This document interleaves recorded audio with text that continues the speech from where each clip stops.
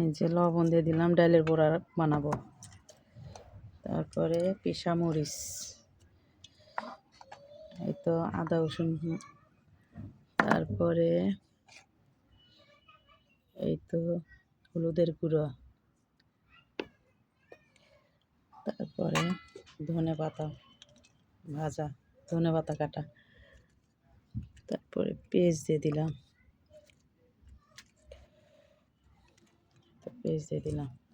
দিয়ে মেখে নেব। এই যে মাখা হয়ে গেছে আমার, এখন ভাজবো সব ডালের বড়া। এই যে তেল ঢেলে দিলাম ডালের বড়ার জন্য।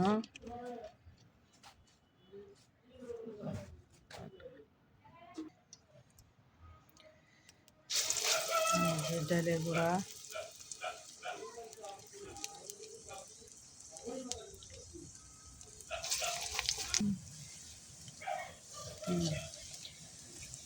এই তো বড়া, ডালের বড়া এই যে তুলে দিচ্ছি, হয়ে গেছে আমার ডালের বড়া। এই যে ডালের বড়া দিয়ে গরম ভাত খাবেন, সেই মজা লাগবে। আপনারা কিভাবে ডালের বড়া রান্না করেন, ভাজেন, সেটা কমেন্ট করে অবশ্যই জানাবেন।